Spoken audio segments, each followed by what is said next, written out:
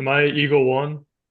Yeah, so everyone, welcome to a very special episode of Dennis and the Doc because while the show has always been called Dennis and the Doc, you may remember a special guest that we had on back in March of last year, referring, of course, to Mr. Eagle One, who's always Dennis kind of, Senior. oh, Dennis Senior also. Yeah, we had four on that one. But yeah, Dennis Senior's not here. I guess we could have asked him. He could be. Who knows Yeah, when he gets home? yeah. But yeah, so But we're back for the first time since I think the last one we did of these was in January. But Dennis and Mr. Eagle One, welcome on. Thank you thanks for for having welcoming me me. on my own podcast. Glad to be back. Certainly not in as exciting of times as I was last time, but maybe tides will change. We'll see you in the next week or so. Yeah, I don't think the three of us will be heading to Lexington this week. Uh, I did have a rental car booked for the occasion, but a couple of things going on. I don't think I'll be able to make the trip. Yeah, it's gonna be tough. The flight prices were not looking promising. No, no, I was seeing 500 plus, and at that point, you're like, ah, okay, throw in the hotel on top of that too, and it just becomes a situation. Oh yeah, and I think cheapest I saw out of Omaha here was 830. Oh, So yeah, okay. yeah, So I was gonna say, I think I could have done I'll admit, I'll fess up. Like I told these two, but I didn't tweet it or anything. I had the chance to go to New York for free on Saturday with Miles. I think I probably could have done it again for Lexington, and I opted not to. And I guess I'm glad with that decision, but ooh, I was regretting it right around tip off. eh, we backed you in the decision. Yeah. 'Cause- Thought you were a pussy for Well, because I mean, I like would have done the thing we said about last year, right? We were all in on last year's team. Like we spared no expense. We made 22 hours in the car and 36 hours happen to get to Detroit to watch one game. We put all of our energy into last season, and this year I think was kind of a hope for the best situation. it. Yep. Yeah, I mean, I was all in emotionally. I got all my hate out last year, so now I don't care anymore. Yeah, so we can start, I guess, then. We'll just start with a quick recap of just kind of where we're at right now with the team heading into this weekend. Of course, we are the nine in the South. We drew a very, very, very historically underseeded Louisville team in Lexington, Kentucky, which is, I think, 70 miles down the road from that. Might not even be that much. And the winner plays Auburn. So on the tails of a Big East tournament that could have been over before it started, but ended up with us losing in the final. We'll start with the guest, Mr. Eagle One. Where are you at with the state of the team right now? How do you feel about the Big East tournament, and what are sort of your expectations for going forward? Big East tournament was a roller coaster. I mean, the first half against DePaul, I think, was probably the single worst half of basketball I've watched us play, and but I don't know, maybe ever. Um, and then I don't. I think you can kind of chalk us up winning that game to DePaul just kind of sucking, and we made some plays down the stretch. Uh, I mean, our performance against UConn, I think we're pretty evenly matched with UConn. I was pleased with that. And then, I mean, what are you gonna do? You're playing a road game against a team that's probably better than you after third game in 3 days. That wasn't a super winnable game. So overall, Big East tournament, I'm pretty pleased with it. Didn't have too high expectations going in, but they were met. I mean, yeah, don't love the draw or anything, but we can get into that more. Mr. Dennis? Yeah, whatever. I didn't watch the first half of the DePaul game. Lucky I was you. doing, yeah, I was doing better things, which is literally anything. Um, and yeah, I mean, I don't know. He did what you were supposed to do and maybe a little better. I also didn't watch the first half of the St. John's game, so I guess the no TV giveth and taketh away. Um, but yeah, I mean, I don't know, whatever. No shame in losing to him. Uh, Shot quality, another shot quality banner for the Creighton Blue Jays, most importantly. Um, so yeah. Yeah, it's like you both pretty much said it. It's hard to come out of that feeling too high or too low on what happened. If you had lost to DePaul, that would be a different story. It's almost one of those things though, where losing in the final of a tournament is your worst case scenario because you put all the wear on the legs that winning the tournament would have got you, but with none of the results. And it's something we've talked about for a lot of years now that we take a lot of shit for is we occasionally point out that this team still hasn't fucking won anything and we had another chance to win something and didn't do it. So yeah, there's no shame. St. John's was a better team. We were playing a road game. Like that's fine. It happens. I don't think we played exceptionally poorly. We were certainly in that game until the last kind of stretch there, but it's a missed opportunity. Yeah, I mean, if you want to be negative, and which I will be, you can say we're 0-7 in our last seven championship games, which that's not good. 0-8, I guess. I don't know if we won an MTE since then. The last MT we won is the Cayman Islands Classic, I believe, What? 2018. Oh, yeah, it doesn't fit the narrative. Whatever. Let's just go on seven. Someone else can fact check it.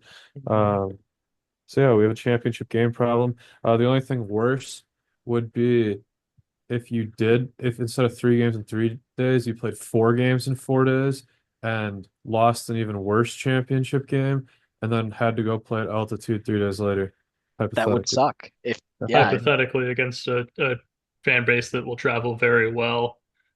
well, that's assuming they get through the first game. That's true. Fire up Grizz. Oh, I'm so fucking ready to do this again. Like, they're my new Arizona. I'm giving them a 1 year coach mulligan, and if they do it again this year, then they're out. Uh, in case you didn't pick up on it, we were talking about Wisconsin right there. And The BYU. best Yeah, the best part about the Big East tournament though is probably you get a little more out of the role guys than you thought you might have. Like Jason played really well. Jackson played pretty well. Ty did enough to get through.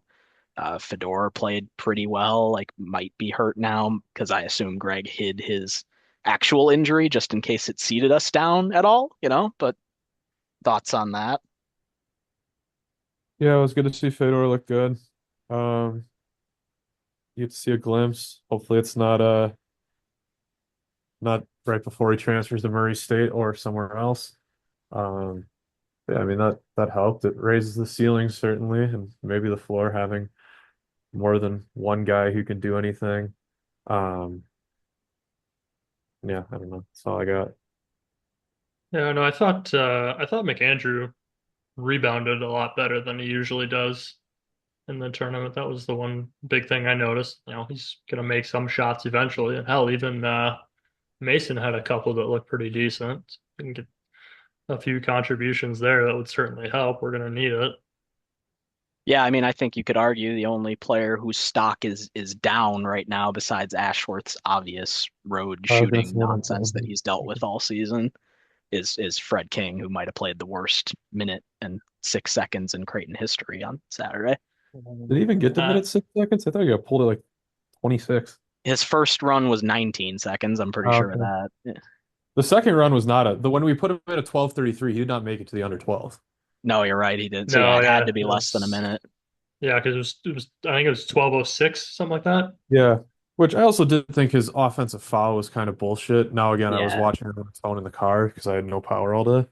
Yeah, Uh, yeah, I didn't think that was a foul at all, but I think he's just got such a reputation at this point. They're the empty literally club. itching to blow that whistle the uh, second he I, gets near the I ball. I didn't even think his foul on Zuby was a foul either. I thought that was a pretty good contest, but Yeah, he's just the big body. They're gonna blow the whistle every single time. yeah. But yeah, so we're coming out of it. We know our matchup at this point. It sounds like we're gonna be getting some good news soon. You don't want to turn the page ahead to next season yet, but hearing some pretty good things regarding Owen Freeman coming in from Iowa, regarding that Alexa Dimitrovic coming in from Serbia, younger, like I think he's a 7 foot big man. with a little skill game to him. I know everyone kind of has thoughts on Freeman at this point, and I know we've talked about it a little bit, so I'll give you both a chance to share your thoughts on that potential incoming. Yeah, well, first of all, I've also heard that he's a Badger, so I guess either way I'm getting him. But which is ironic because I mean I'll come out and say like I don't really love him. Um, he can score, I don't doubt that, but like it's gonna be a massive step backwards defensively. And there's a lot of rumors that fly around. Like none of this is substantiated, but there's some rumors from Iowa that he was taking offers preseason and maybe didn't have his head in the team this year. And again, as somebody who went through that with Wisconsin last year, I don't think it was ever necessarily confirmed, but I think there's enough smoke there with Store. And when you kind of look at the late season swoon they had, certainly makes a little bit of sense. Uh, then you look at how Store's doing at Kansas this year. You just be be careful with the guys who are very clear. Like I don't even think this is a up for debate. But like I think Freeman is an offensive minded player who's there to get his. Um, an offensive minded player who's concerned with how many points they seem to score at the end of the game and willing to put money above the team. I just say be careful. And that's where I'll leave it. It's better than nothing. It's better than Fred King penciled in the starting lineup. But it would not if we get him, it would be very similar on the level of Pop Isaacs to me of fine. I'd rather have you than not have you, but I'm not going to get excited. And that might be a hot take. I don't care.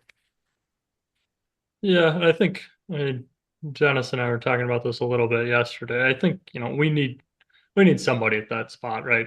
We, like you said, we can't pencil in Fred King next year. That's just not going to work. We're going to give up 150 points and he's going to foul out of every game.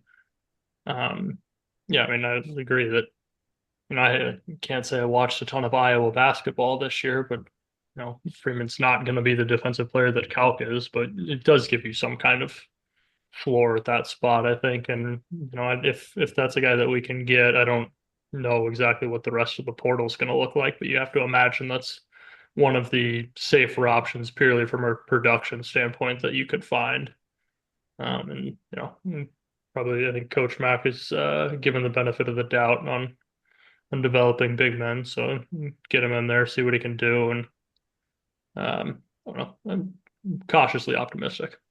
So. Yeah, it's very much a wait and see kind of thing. I don't know how much I'd heard that a lot of our big man coaching was Huss, so I'll be interested to see if we've still got it. Mac has a pretty sterling record with transfers at this point. So again, I think you got to give him the benefit of the doubt until not.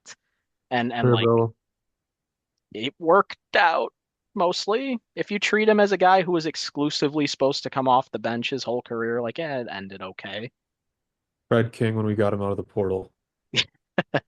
That might be fair.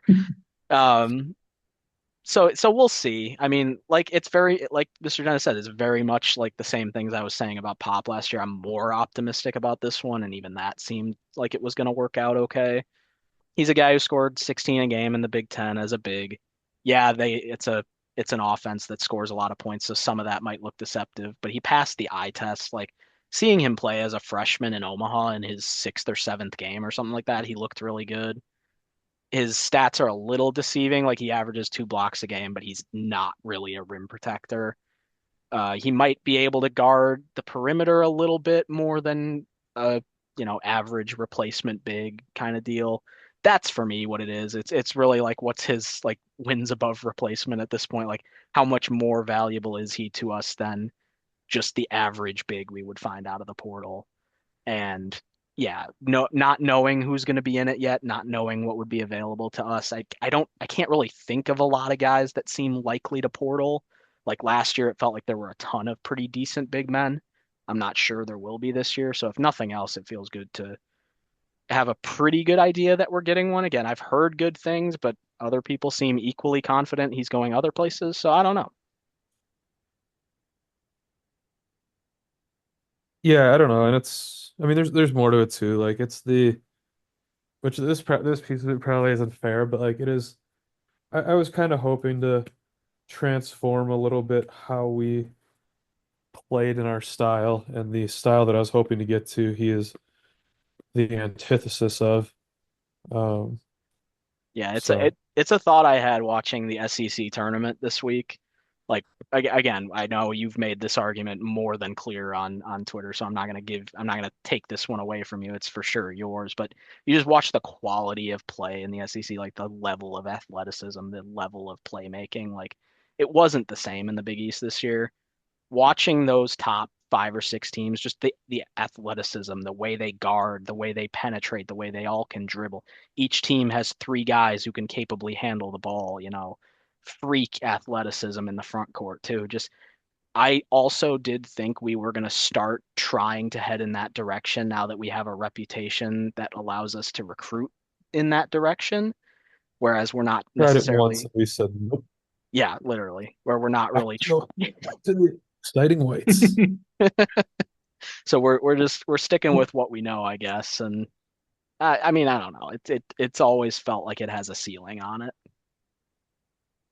Yeah, I mean, unless you are quite literally 2015 Wisconsin, which is like, I mean, for all, like that team had 2 NBA players on it, and Nigel Hayes is like the MVP of EuroLeague. Weird, like, yeah, you know that Nigel Hayes is like a top 5 player in Europe. Yeah, yeah, Sure. weird, right? Yeah. Yeah, Yeah. right. Like I mean that's like quite literally the one example of like, and maybe this year's Duke, which also doesn't count. But like, yeah, I mean, you're always going to be extremely capped when you build a team that way. Yep. So probably enough about next season. Looking ahead to the tournament, we can talk our matchup, but I think that's going to segue into a conversation about what the fuck happened yesterday because, we all pay, I'd say certainly more attention than the average bear to the college basketball landscape, and it wasn't just us. It's one of those things where you wonder how the people making decisions get away with the sort of thing where they just think differently than everyone out there and it somehow passes. But thoughts on our matchup, thoughts on Louisville dropping to an 8, and then all the other shit that seemed to go on in that selection show.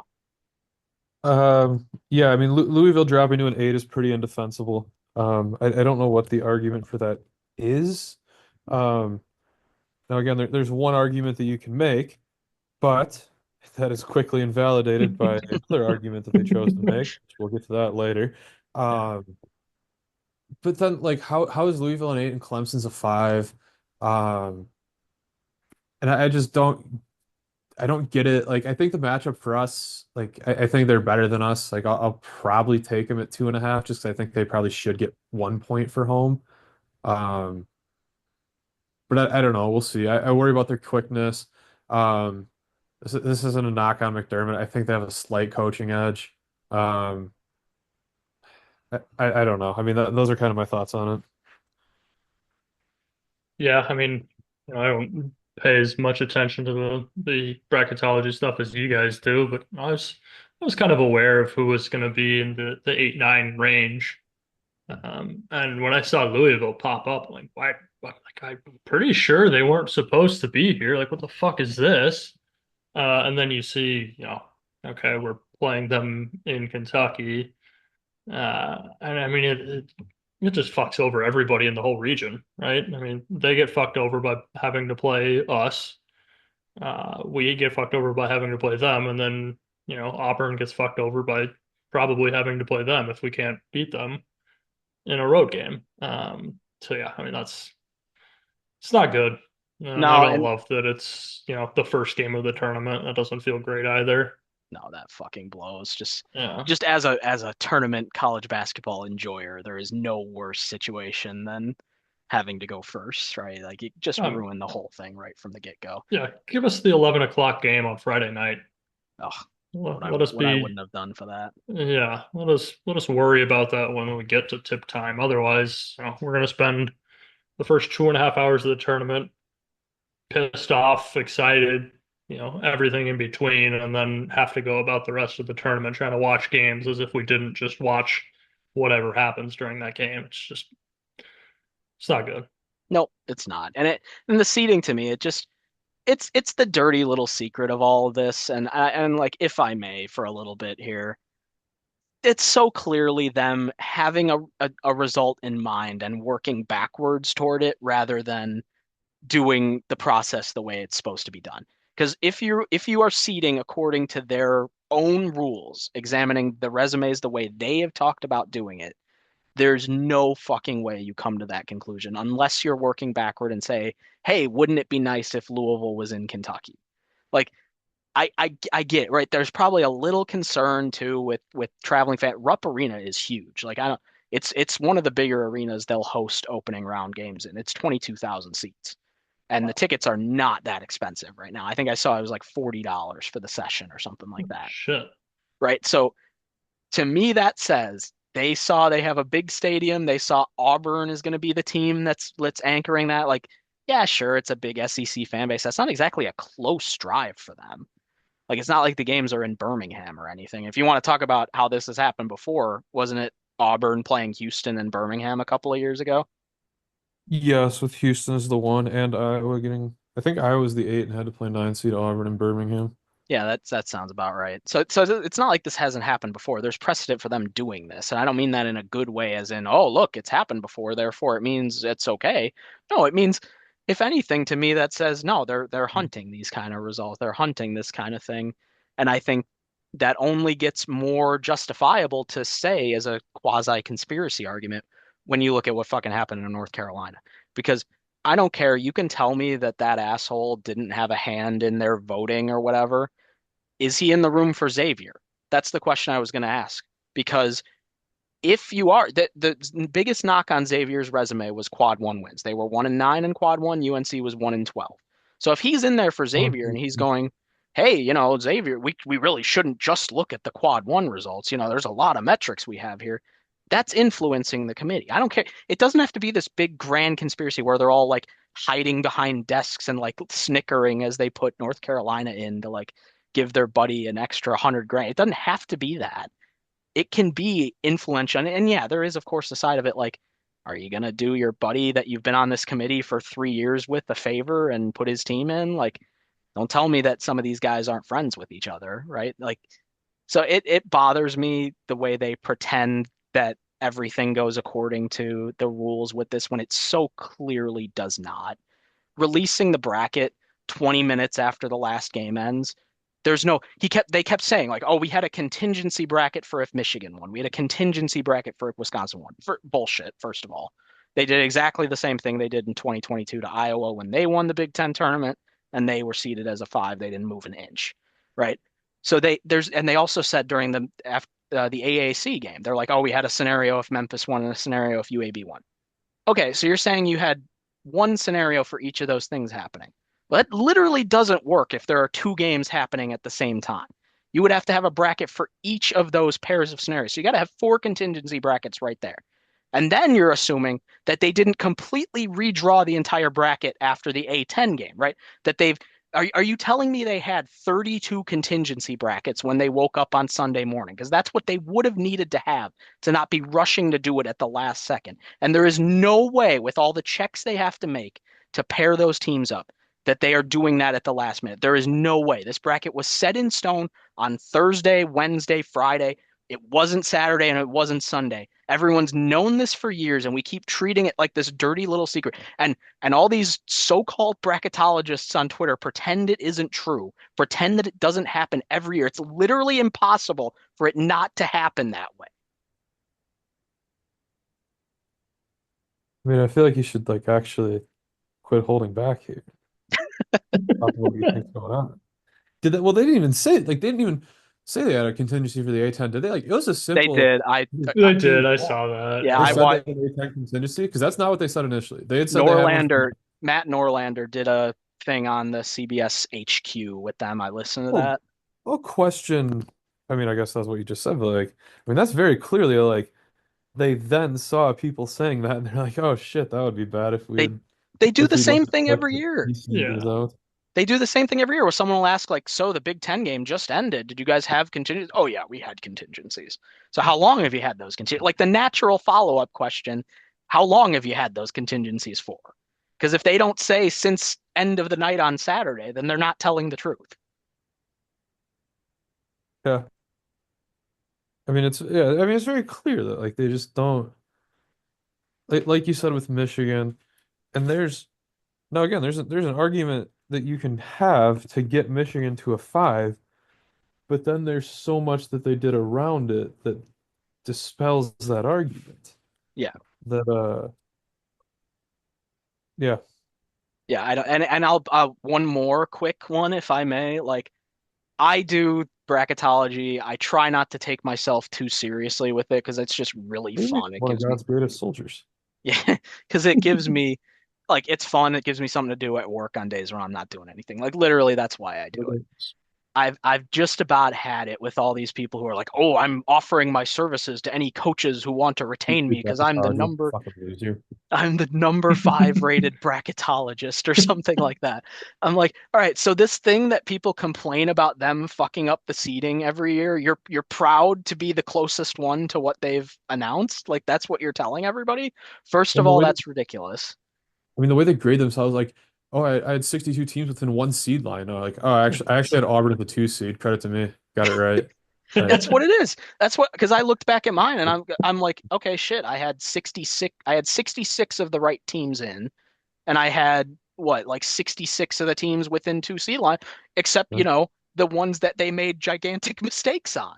So Just like imagine, yeah, just getting on the phone with Tony Skin, like, so looking back at your team sheet, like, says here you lost to like Central Michigan and UMass Lowell. Like, you should try not to I'd do probably that. not do that next year.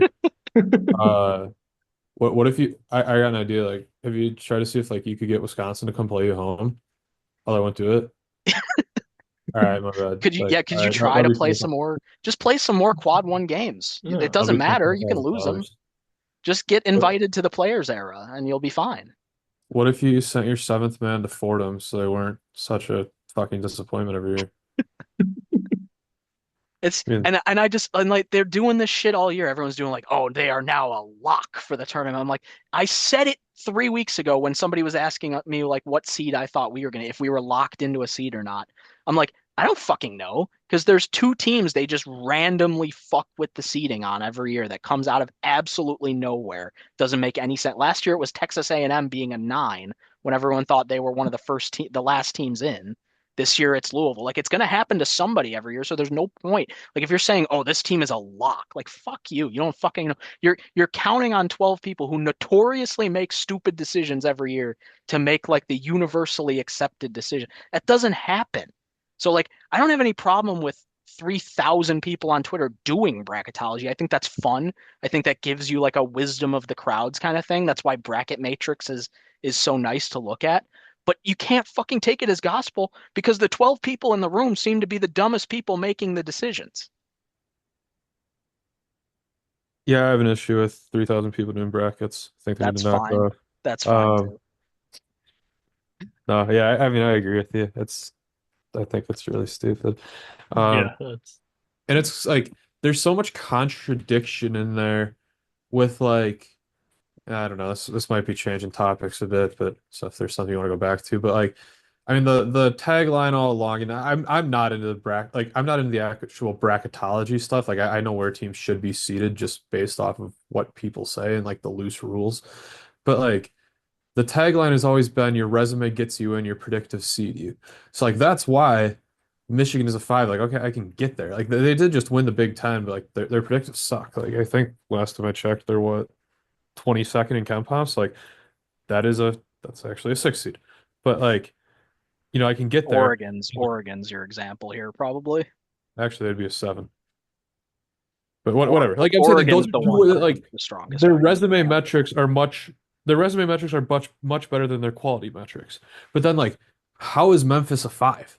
How is Yep. Gonzaga an eighth? yeah. Like I don't, either you know quality what? I'll metrics say matter or this. they don't. Yeah, I'll say this, and it might be a hot take. I'm glad Memphis is where they are because you know what happens to them their resume is almost entirely built on what they do in November and December. To be Like fair, they didn't magically become a worse team from when they won, 4 games out of 5 against good teams. They just played the American schedule, so their resume went to shit. Like I think and they it's a don't care enough to beat the shit out of them. yeah, maybe, but like I don't that's not I don't think that's the point though. My point is if you're going to evaluate the team fairly on what they did and their quality against tournament-like opponents, we have to kind of take the piece where their schedule automatically goes to shit and tanks their metrics out of it. No, but like their schedule doesn't necessarily tank their metric. Like they help themselves tank their metrics. Yeah, but it's the same thing I think we argue a lot with, which is how many teams would maybe lose one of these games every year? You know, like how many games did we play this year that might have cost us a loss against a UAB or somebody like that? Like if we play the Georgetown game the same way, how many AAC teams do we lose to? Yeah.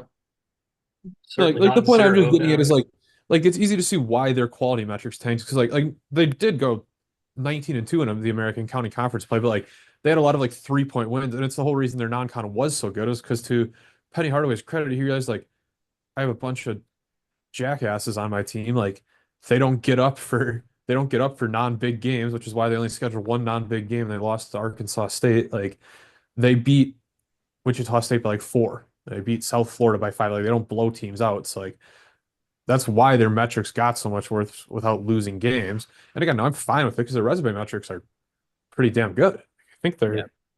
I don't know, where are they? They're like they're 23rd in WAP. So Yeah. like yeah, I can see how they got to a five seed. Yeah, But like I'm like not saying they had to be a five. I think like top seven or low six might have made more sense for me. I think it's backwards to say like at the same time we think UC San Diego is a better team than they are, but if Memphis is the kind of team getting these five seeds, they should also be rising. And again, that requires a consistency that they're not going to do. But I don't know. yeah, but it's weird to me because like it feels like they did kind of have that consistency. Like it felt like both of the last 2 years with Gonzaga, like there was sort of that handshake agreement. Like, yeah, this resume isn't a like I don't their resume this year isn't really that much different than their resume last year, I think. Um, so I don't get how is this year a three seed line difference with them? Yeah, yeah. I mean that's not unfair. I mean literally they're what eighth in Ken Palm as we Yeah. talk. Like, They're Like, eighth right now. and they got to play Houston round two. Yeah. So I mean, and Yeah. Houston has to play them. well, and Like, if you want the counter argument to the Memphis thing too, all those years Houston played in the American, their metrics never tanked when they went through that schedule. yeah, you can get through that conference with good metrics. There's just one team's coached by Calvin Sampson who preaches dogs, and the other's Penny Hardaway. Kind of fuck Yeah, around. I'll concede my own argument there. But yeah, I mean that's the biggest argument that I have overall is just like, did predictives matter for seeding or not? And like it just be and like again, it's I go back to um whatever year it was where like when Wisconsin beat Villanova as an eighth seed and Minnesota was a five. And like I think Wisconsin, it was kind of like the Clemson Louisville argument. Actually, it was exactly the Clemson Louisville argument, where Wisconsin swept Minnesota, had better predictors, finished higher in the Big Ten, better record. Wisconsin got an eight, Minnesota got a five. They played the second year of the Middle Tennessee team where they're like a 3-point dog. And then Wisconsin was given an eighth seed and beat the number one overall seed Nova in the second. Like, yeah, fucks Wisconsin. Like it fucks Nova too. Like Yeah. Houston, congratulations. You're 23-1 in your last 24 games. Your only loss is an overtime game to a top 10 team. You're a 3-point favorite in round two. Yeah, Like, Illinois, here's Loyola Chicago. yeah, yeah, exactly. Like, yeah, holy Yeah, fuck. I mean, it's same thing we're dealing with, right? And I mean, not to the same extent, but Yeah. like Louisville, Auburn, us, they'll get fucked. Well, and Okay. yeah, so there's another thing. Like Louisville is the top eight seed, we're the top nine seed, Auburn is the top one seed. How the fuck does that happen? I went through and bracketed with their seed list. That didn't have to happen. They made that choice. Fun.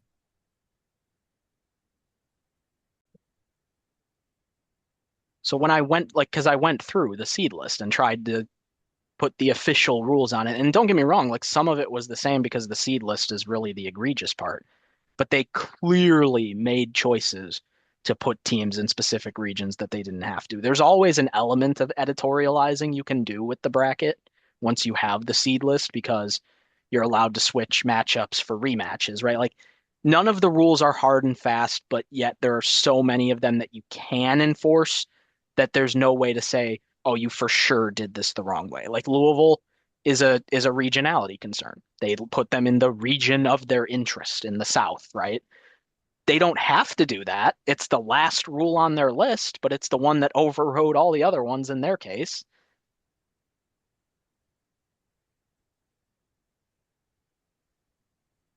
Yeah. I don't know. I don't know enough. I don't know enough about the ranking or the rules. That's your speed. Well, anyways, I mean, we can talk other grievances for sure. I mean, I was pissed to see UC San Diego as a 12. I didn't think it made a whole lot of sense given their metrics, given the way that they approached the rest of the bracket. But I don't know, just round table, swing around, biggest grievances. There's I don't know how a mid-major is ever gonna get an at-large again. Like, unless you are 2019 Wofford or 2022 FAU, who both were AQs. But like, I mean, I don't know what more you want from UC San Diego. Like, they went on the road to Utah State. They competed at San Diego State. Like, they had two bad losses, whatever.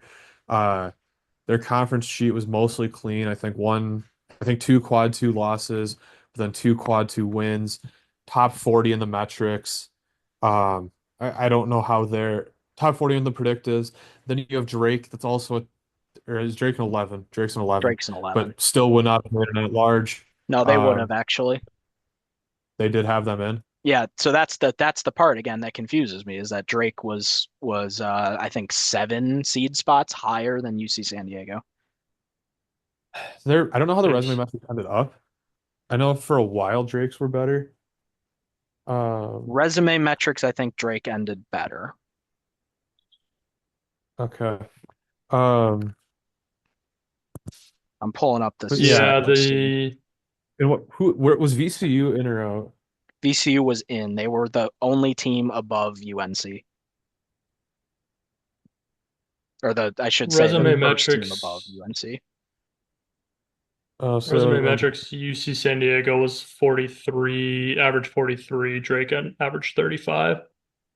So Drake's did end up higher. Yeah, the seed list it was oh, Drake was 44, VCU was 45, North Carolina was 46, San Diego was 47. So VCU would okay. have been the last team in, Drake would have been the second to last team in if UAB had won. Well, there was that tweet too. I don't know if you saw it. That was custom made basically to just piss me off. Of like, sorry, Indiana State, you're not in. You don't have enough high-end wins. UNC, welcome on in. Yeah. Well, it's UNC. UNC is basically just St. John's from last year, right? Like, not a whole lot different. St. St. John's, John's I was a think, was lot 2-9 in quad better. one. Yeah, they were a lot better predictably. How many teams was St. John's out for? Like, if there weren't bid stealers? I thought they were not even in the first 4 out You might be because I right. thought Seton Hall was and St. John's wasn't. Yeah, you might be right. But yeah, Um, I don't know. Like again, it is both, I guess, nice that they stayed consistent because if Carolina got in, you probably had to put Xavier in too. But I mean, yeah, a combined 2 and 21 in quad one. I don't really know what we're doing.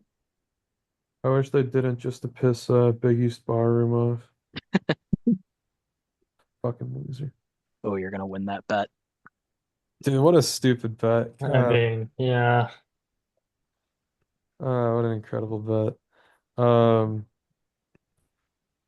Yeah, I mean, it's just, I like, if you're a mid-major, I think you have to get extremely creative with scheduling, but then you also just like can't lose a game, which like is so unfair. Like, these mid-majors are good. Like, Clemson lost at Boise.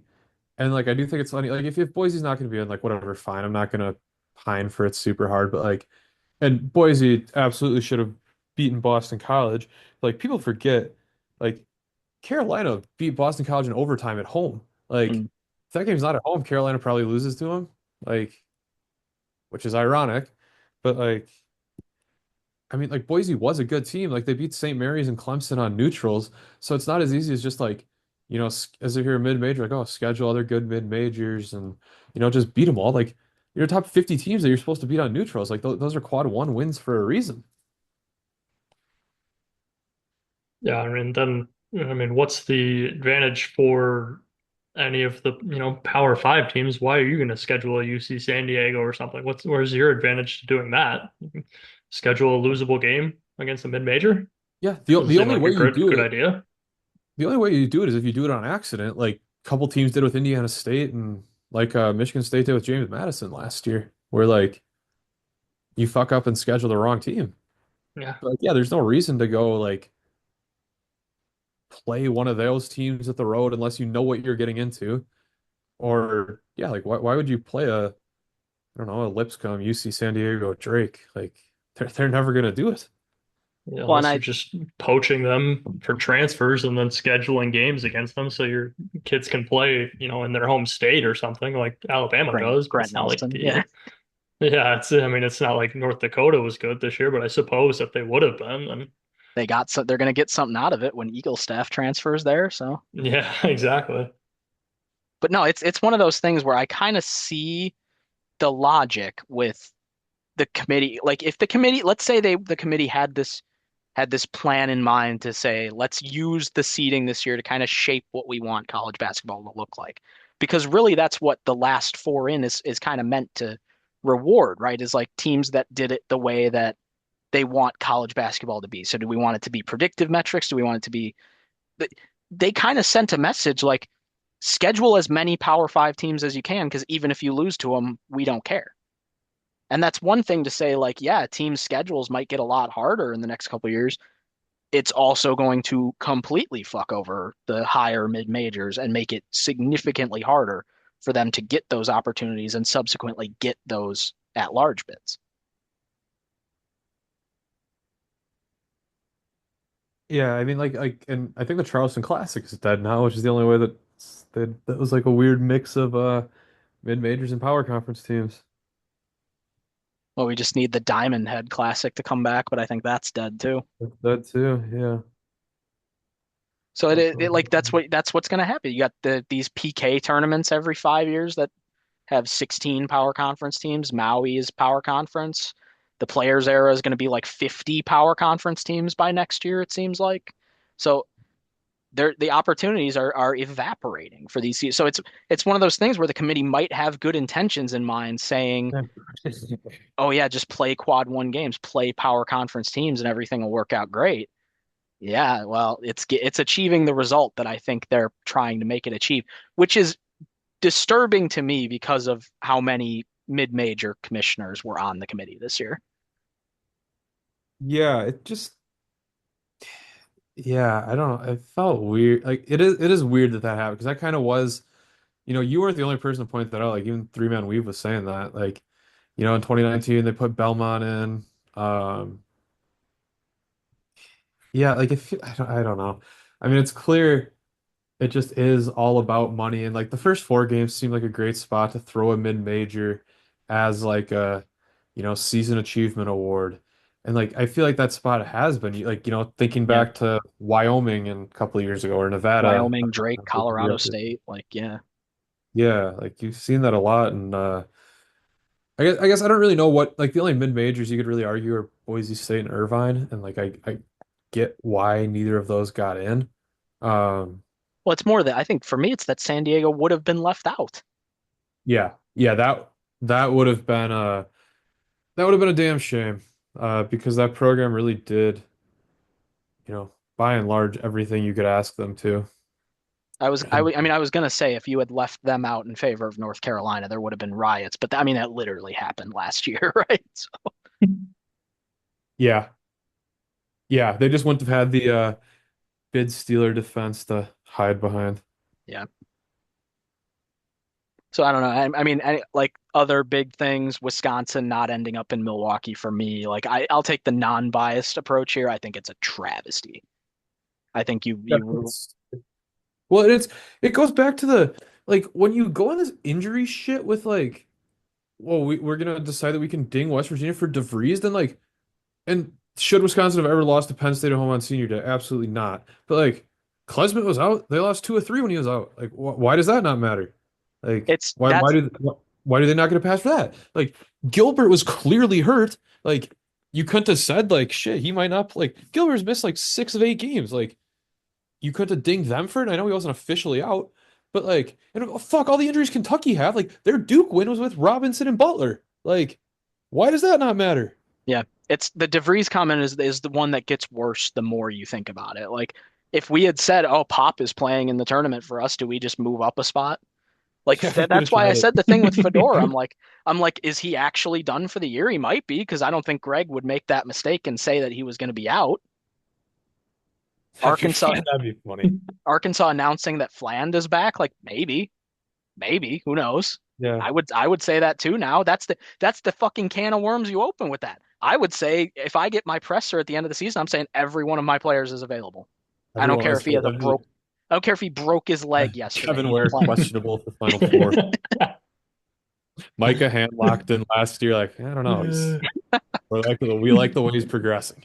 It's the same shit though that I talked about earlier. It's so clear that they have a result in mind and they work backwards to justify it. Because there's no fucking way that you were sitting in that room. You're like, well, they don't have Tucker DeVries. Well, Creighton doesn't have Pop Isaacs. We better move them down to a nine. Like that's not happening. There's no way that's happening.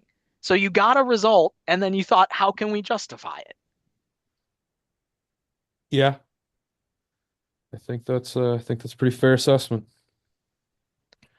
And it's just, like nothing's gonna change. I mean, it's like we do with an election every 4 years. Oh, this has got to change. It's like, nothing's gonna change. No. Like you're gonna get up in arms about this. People who are incentivized financially and from a power standpoint for it not to change are not gonna let it change, and we're gonna do the same thing. Well, and like you can say college football, there's change every so often, right? There's more magnetism on those games because there are fewer of them, and the gap between teams is different. You can have awful college football playoffs. I think you could argue that this year's was awful, like just terrible TV. I'm not even saying they got seeding wrong. I'm not even saying the tournament's a bad structure. You're just more likely to get that. The tournament always delivers. So there's never going to be enough pressure on it to change anything. But we might try. Yeah, if we get more lawmakers from West Virginia in on this, maybe we'll get it I think fixed. they're gonna try to expand it. Oh, yeah, they no, that's bad enough.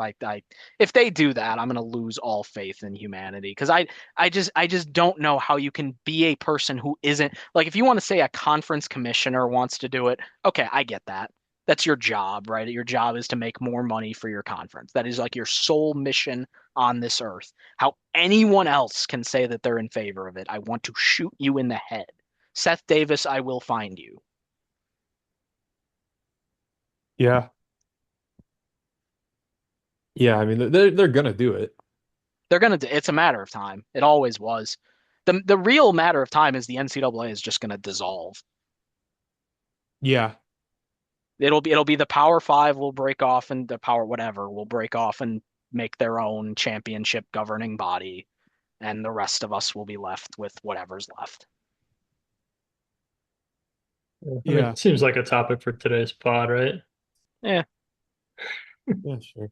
we're just we're Uh, we're airing grievances, right? So Yeah, that's I mean that's fair. I do find the argument funny, and yeah, we don't need to get super deep into it. And yeah, UC San Diego is the exception to this, but they're like, well, actually, there's 60 more D1 teams now than when there were 68, so we need to expand. It's like, yeah, I don't think fucking Lemoyne is the issue. yeah. Like, I don't think the poor verbal meme, the guy drinking out of the pipe, it's like Lemoyne. It's like poor Maryland who can't get a tournament bid now. Lemoyne, Stonehill, and Lindenwood, poor Maryland. Well, it's and I tweeted this like tongue in cheek when Nebraska got eliminated that at that moment there were 320 whatever teams that were still eligible to make the tournament and no committee could take that away from them. The tournament is expanded. It's just champ week. Like I don't know how that's such a hard concept to understand. You guys riff for a minute. I gotta jump. Okay, sounds good. What do you want to talk about, Eagle One? Should we start Uh, breaking down the bracket?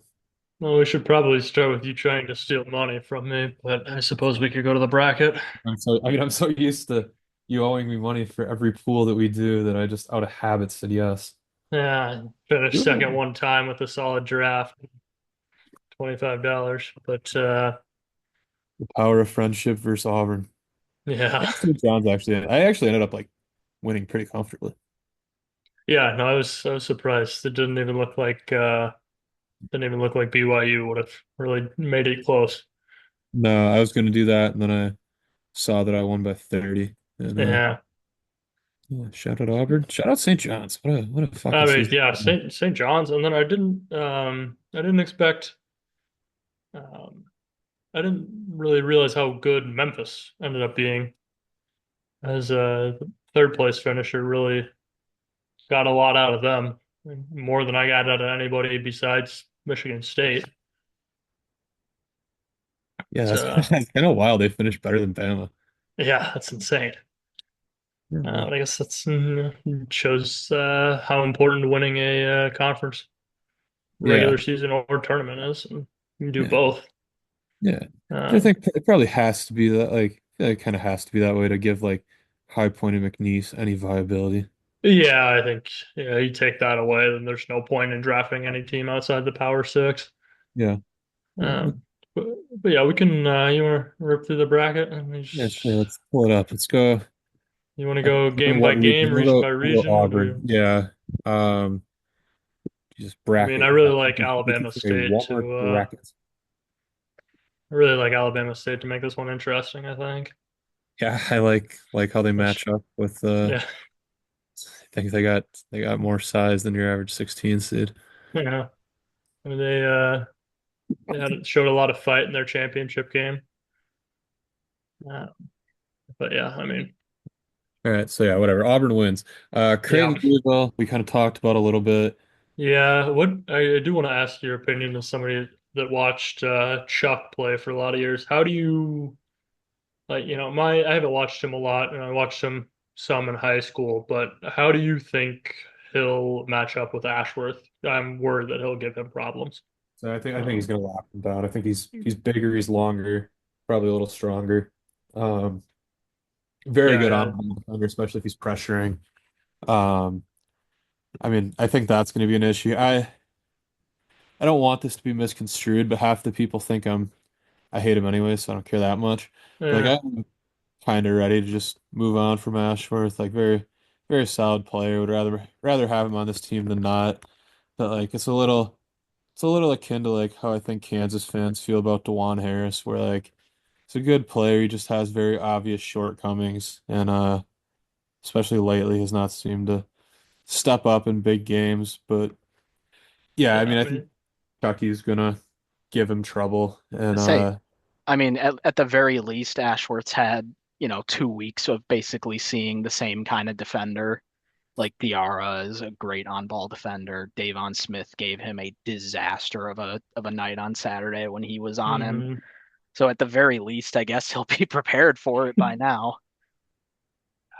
yeah, I'd What feel better about is? him being prepared if he ever just like didn't turn the ball over in that sense. But Yeah. I'd be asking a lot. I don't know how many he had on Saturday, but I can't imagine it was great. Louisville's Mm, offense, on the other hand, fits very much into the same category as ours, despite having different personnel. Like they shoot threes at almost exactly the same rate as we do, and they make them almost exactly at the same rate that we do. So we've been good against teams that kind of depend on the three. We usually are pretty good at running them off the line, maybe not so good of late, I think. Our numbers have actually dipped quite a bit the last few weeks in that department. So I don't know that they'll have a great time scoring against us. Chucky is a pretty average 2 point kind of floater maker. So I don't know. I think there's a world where we can manage to stifle them a little bit. what's their inside game like? Who's going to match up with They're, Cal? What they're does that look small. like? Yeah, Waterman's they're their on. best big man. They play small. It's Scott and Waterman play pretty even. I mean, Scott is very good around the hoop, but not really a threat to do anything else. So He's 78% from two, 43% from the line, one three-pointer all year. It's an So interesting mix. so when he's out there, we're gonna leave him completely alone. Yeah. Yeah, yeah. Waterman, I mean, he's made 37 threes. He shot 29%. But Yeah, so we'll probably live with that too. So there you go. There's the guy who will hit three threes, and And right that's good. after our first possession turnover. Yeah, yeah, Yeah. yeah. but I, my, I don't hate the spot if I'm gonna be honest, compared to some of the other teams we could have maybe drawn.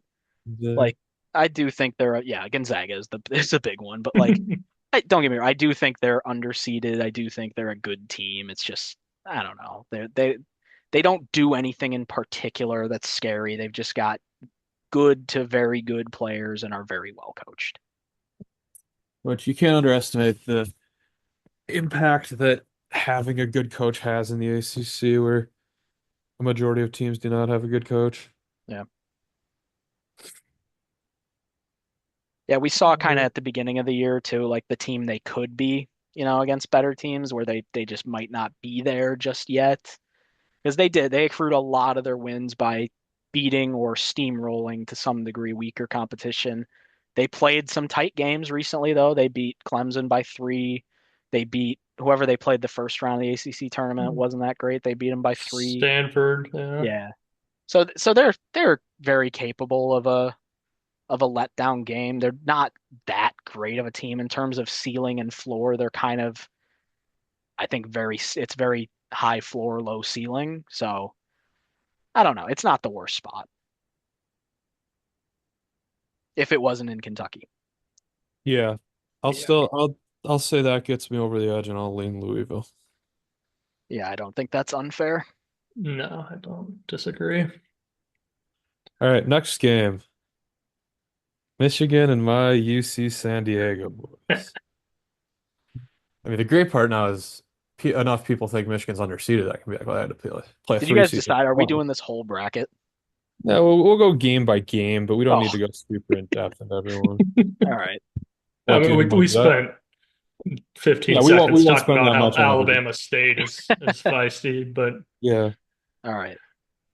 Um, yeah, we can speed it up. all right, yeah, we don't need to touch on every game. I mean, I absolutely This love one for UC sure. San Diego. Yeah, this is good. This is very interesting to me because it's the like team does something well that the other team does terrible. Like Yes. UC San Diego's like number 4 in steal rate. Michigan just turns the ball over constantly, and it's the, is are they like is does that matter, or is Michigan going to be in like, hi, your goal is to turn me over 25% of the time? Like I do that anyways. Like at UC San Diego's tallest guy they play is 6'6", and we have Yeah. two 7-footers. Like that could be an issue.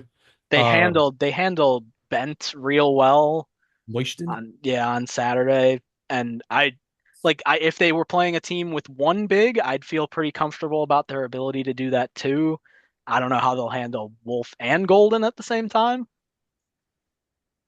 Yeah, I don't either, especially Golden. Like Golden's the more physical of the two. Maybe Golden will like do something stupid and get himself tossed. Like that's on the table. And who knows, like maybe they can draw Wolf out to the perimeter and like shoot over him, like Michigan does in general. Like Wisconsin, for as terrible as their offense was, like I mean, they got good looks at will. Um, like I mean, I think shot quality had him in like 88 points. Um, so like for the most part, like UC San Diego can shoot all right. Like they rank take the eighth most threes in the country and they shoot 37%. Um, so there is a chance they're able to stretch them out and shoot. I am gonna lean Michigan in this game though, Yeah, I unfortunately. am as well. I kind of think this is the fade the popular upset pick. Agree. Yeah, that Um, was my thought as well. okay, A&M Yale. This is just I think this is like possible upset. It's just as simple as like, can Yale keep them off the glass or not? Yale ranks No. 22nd in defensive offensive rebound rate. Um, so if Yale, is able to limit them to one and done or 10 offensive rebounds, like I think they have a real shot. Uh, but you're gonna know real quick if that's the case or not. Yeah, I doubt it. They're like the one that comes to mind is it was the year that Yale beat Baylor, and it was how does Yeah. Yale get more rebounds than Baylor? Yep. like that famous thing. They Like that's what it would they have to grab be more than again. them. Yeah. Because that Baylor team was similar to A&M in that they just rebounded the fucking shit out of the ball, and that's how they won games. A&M is very much going to be in the same boat in that they're going to miss a lot of fucking shots, but they're going to grab a lot of rebounds. I think the athleticism gulf is just too big. I think they're going to get to those rebounds, even though, like you said, Yale's a better rebounding team than most people would think. A lot of that, I'm imagining, has to do with competition. So, yeah, I don't see the upset in this one. Yeah. All right. Ole Miss first four game. I think we are going to see UNC come out of that game. I might bet it. Um, It for happens just for every shit on year, UNC, right? Like, UNC winning that game wouldn't shock me at all. no, Yeah. it's probably as good of a matchup as they could have hoped for. This is a very classic. Watch the team play once and they're fucking terrible. So like I won't move off of that. Like I watched Ole Miss in a home run spot in the return Egg Bowl game against Mississippi State and they lost by 20. So like I just think that team sucks. And like I Yeah, and then will not get yeah. that out of my head. So I mean I'll take UNC uh and that's my analysis is a game that happened 2 months ago involving one of these teams. And see, my analysis is that I watched Ole Miss give Auburn quite a handful in a game. I think they're pretty good, so I Yeah, think I'm going to lean that's Ole Miss actually here. where I'm at as well. So yeah, slight Ole Miss lean. Yeah. All right. Iowa State Lipscomb. Lipscomb's a Watch solid out. 14. Yeah, watch Um, out here. if I think Lipsy's probably gonna try to play. He will, Um, almost for sure. I I do think I think Lipscomb is pretty solid, and I think like I wouldn't have loved that matchup for Wisconsin. I do think Iowa State's just too physical. Like I think they're gonna be fine. Um, I think so. I think this game is going to be the one that everyone has to sweat out the whole game. It'll be a sure. little bit of Iowa State having to adjust to not being at full strength. Their role pieces have not looked good in a long time. It's been a real long time since one of them contributed effectively in a game, and Yeah. Lipscomb shoots the fuck out of the ball. I think they're Counterpoint. Go ahead. I think the starter that shoots the worst, I thought I saw something today, the starter that shoots the worst for them is like 38% or something like that. So Jesus. they're going to take a lot of them. They're going to make enough of them, I think, to keep this as a game. But you're right. I think Iowa State probably just wears them out down the stretch. Yeah. Shoot 37% from three, 26th in 3-point rate. So very similar to UC San Diego. Yeah, we'll see. I will say another point in their favor, like the couple times they did play up, like they lost by 16 at Arkansas and lost by 29 to Kentucky. Hmm. Like their ability to punch up is I think it's definitely fair to question that. Um, they're also they're 320 or 300 yeah, 329th in offensive rebound rate, so they are going to be one and done. They do a pretty good job on the defensive glass. But yeah, I think Iowa State's too physical. Um, that's kind of my takeaway. Uh, all right, on to a game that I have very differing thoughts on my affinity for the team. Marquette, New Mexico. Uh, Dream matchup. Dream matchup. Yeah. I actually don't know if it is a dream matchup because I I just don't I think the Mountain West is very good, and I want Marquette to lose. well, I just mean in terms of Mm. pure like how excited for the game am I? Oh yeah, I mean yeah, Denver's Jones should be really good. For New Mexico to win this game, like Junior Joseph should break Ben Gold in half. Like I would, I don't know if Junior like I assume there'll be points, rebounds, assists. Like Junior Joseph lock over. Like I'm kind of expecting 20 and 15 from him. Um, like he should feast on the glass, offensive, defensive. Um, ultimately, I think Marquette's just probably a little too athletic everywhere else and can throw enough at Dent uh, to slow him down. So I think I'll probably be actually betting Marquette in this game. Um, and spoiler alert, I don't know how deep we're going. I really like this draw for Marquette, and I think it's going to be a reverse of 2022, and I actually have them going to the Elite Eight. Ooh, yeah, So help I mean God, I we have them as well. better have Auburn still there to put a stop to it. I Yeah, think that would be a I think problem. it's been a while since Marquette has looked really good, and that's probably unfair to say. Like they played St. John's kind of close twice in the last couple of weeks, but it's just not really a team that scares me in March. Because it's just Cam Jones at this point. Like it really is. Their ancillary pieces are doing less and less. It seems like all the time. Like Chase Ross is playing well, but their defense isn't at the same level it was early in the season. I think this happens every year with Marquette, and I think some of it's the way Shaka plays. that team seems run into the ground for me. Mitchell, I mean, I know he's a good defender. Like I would not play Stevie Mitchell anymore. Like he was never good on offense, but like he can't lift his arm above his head right now. Like he's Yeah. he's an actual zero on offense. And, like I get the on-ball defense and like if you wanna, dead ball, sub him into guard Dent or something, like fine. But like I wouldn't play him for more than 10 minutes. Yeah. Okay, Michigan State Bryant. I don't know. I just can't see Bryant. Can't see Yeah, Bryant winning that. I know people think Michigan State's vulnerable. Uh, don't really see it. Bryant, good story. Clearly a program getting better. Um, I don't know. I don't They're know. only time they've really played real competition. They lost to St. John's by 22, Grand Canyon by 46. Jesus. Yeah. They gave up 112, 91 possessions. Okay, well, yeah, Michigan State. Bryant Yeah. is going to try to play fast, seventh in the country in tempo. New Mexico's actually fourth, by the way, I think.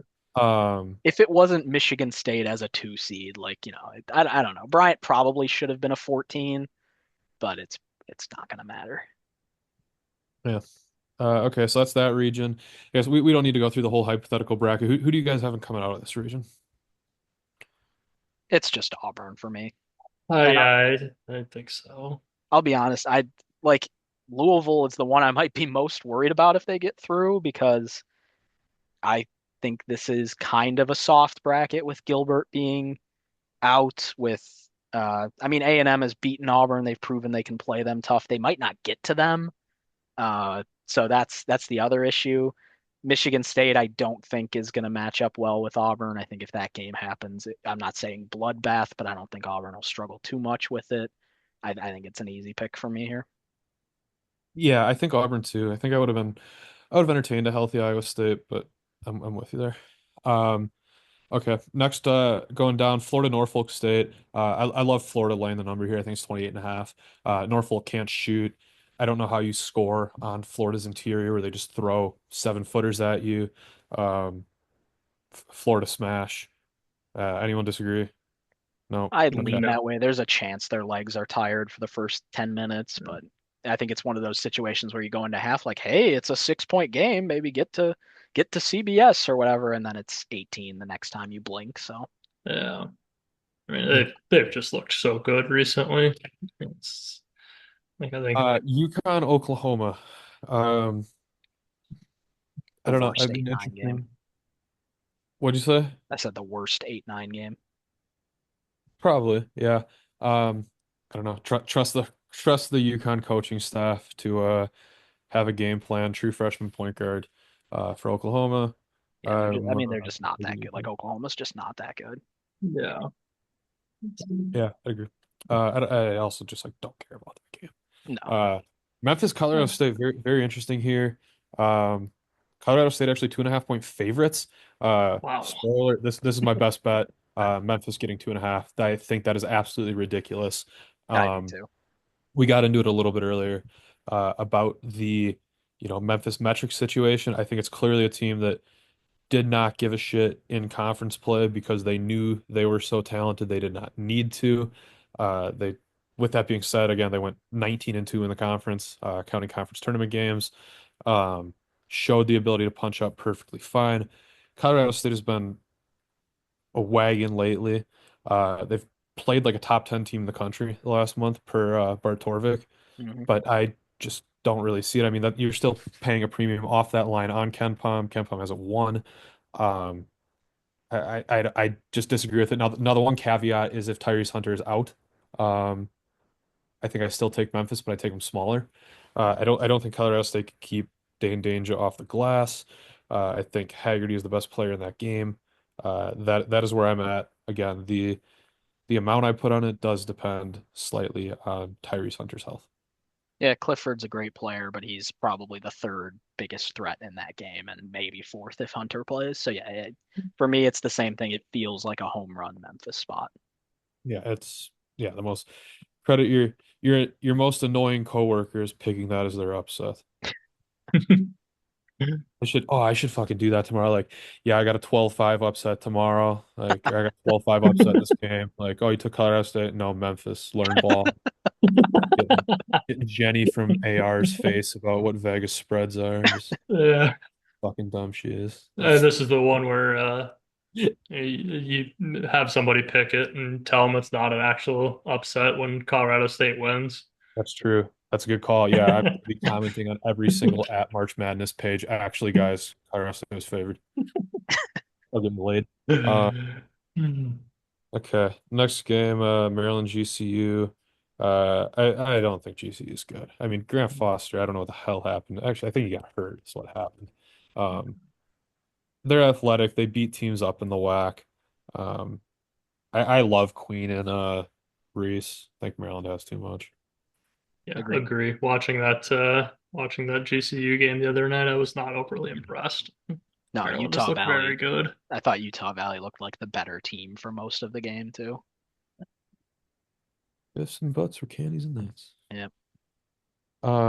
Okay, yeah, whatever. I mean, I'll be honest, that's the first time I watched Grand Canyon all year. I don't really care. I think that was the second for me. Yeah, I think that was the first. All right, very interesting game. Missouri Drake. A tale of two teams. Like this is white high school versus black high school. Drake's gonna jump stop, vicious pivot, do all that. That ranked dead last in tempo. Missouri actually doesn't play as fast as I thought, only 121st. But better athletes at every position, deeper, not as well coached, and I think it's just going to entirely it's going to hinge on can Drake keep them off the glass and can Drake keep them out of transition. Um, I don't know. What are your guys' thoughts on that? We've all seen Hoosiers, right?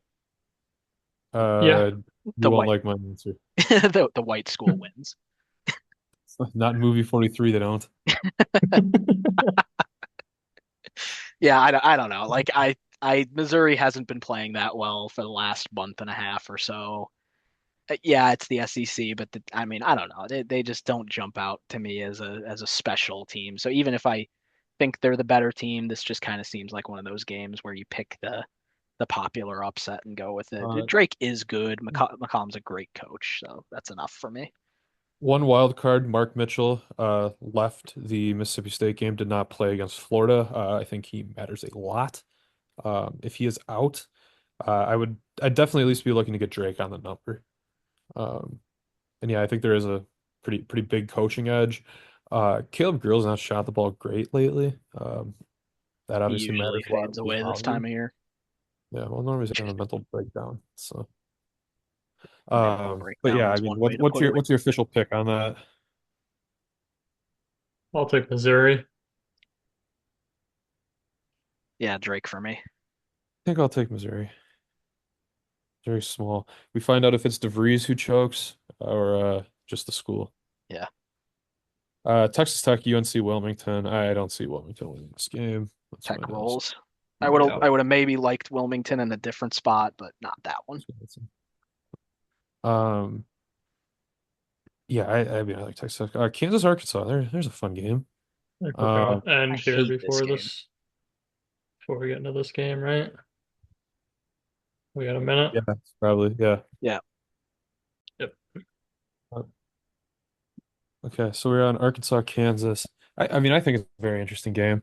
Um, it's interesting, but it's one of those games where it kind of sucks to watch because you don't fucking want either team to win. Not convinced either team is very good. Yeah, so Boogie Fland is back. Who knows how he looks, if he helps or hurts. Every time I watch Trayvon Brazile play, I still like can't. And again, he had an ACL tear, brothers in arms, but I can't believe that's the same guy that we saw in Maui. Like, No, God, was he so good. I think I picked And him that's to not be an true for everyone who's on All-American that once. team. Yeah, Oh, I did too. I was in on that. Um, so spoiler alert here, I will take Kansas, and I'll take Kansas to win again. Um, I that's one of my few. I have a pretty chalky bracket. That's one of the few times I get a little crazy. yeah, I'm not picking either of these teams to beat St. John's. Like, really, this is the game I'm the most back and forth on. I might literally flip a coin on Wednesday and pick it. Yeah. Yeah. I mean, I think I'll probably take Kansas here. I think Self still has a little more than Cal does. Uh, not a super strong lean. Yeah. St. John's and region. Omaha. I wish Omaha got a different matchup. Mm. That sucks. Yeah, fire up Mavs though.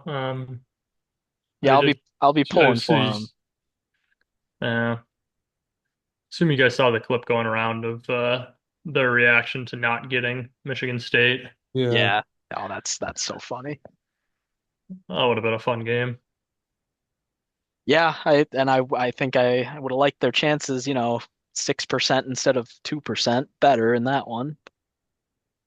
Yeah, I don't know how I, they're gonna I'm, score in this game. no, unfortunately, I think this one's gonna get bloody. I could see this being like Yeah. 75-30. Yeah. Oh, well, this is a where I mean, I guess now it doesn't matter because the bracket is out, but like where do you come down on St. John's for the tournament? And I forget, I think Eagle One and I have had this conversation, but like, so, you think you have a lot of, I think you have a lot of people that like say they're gonna get upset early because they can't shoot, and like, I guess, I guess I said I disagreed, but no, I'm picking against him round two. Like, I felt like it raised the floor. My eventual argument for Kansas, just like I think Dickinson can keep them off the like, Kansas also can't shoot super well, and I think Adams and Dickinson should keep them off the glass relatively well.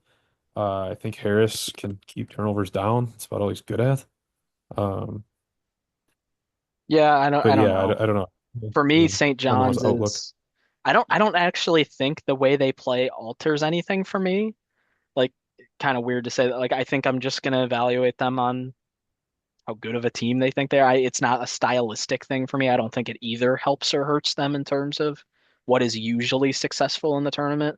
Like, yeah, and teams that struggle to score, struggle to shoot, I don't think tend to do as well. But I think Pitino probably offsets that. Like their consistency this year offsets that. They've been the same team all year. It's not a consistency problem. It's not like, well, they need to shoot well to win, but they just don't do it often enough. It's not like, sometimes their defense lets them down. Like, no, it doesn't. You know pretty much exactly what you're going to get from them. Um, Yeah, so it's not a terrible it is. region for them advancing. I am praying we get the game between them and Texas Tech because I think that'd be a great game. Yeah, that'd be a war. No boys allowed. We should let them and Houston play if they both get out. Like that'd be a great like, Sunday afternoon come down game. Like just throw them in like the third place game even if they don't make the final four. Like this game's for third. And see which team has more broken bones at the end. Yeah. It won't be Houston. Um, No, yeah, they're not. Houston will roll an ankle and Yeah, I was gonna say it's Houston's are all ligaments. yeah. I was gonna say something, but don't know what it Region. was. I will take. I'm gonna go really bold here. I'm gonna take Florida. Spoiler alert, I have all one seeds in my final I four. do too. I do too. Oh boy. It's gonna I haven't. I hope the bracket pool comes down to like one first round game. Like that's probably That's the what's way it good. should be. Yeah. Yeah. Yeah. I mean, Um I haven't actually filled one out yet, but I have to imagine I end up with Florida here. I don't. I mean, like you said, I don't think I, that St. John's is super upset vulnerable, but I don't think they really. I don't think they beat Florida.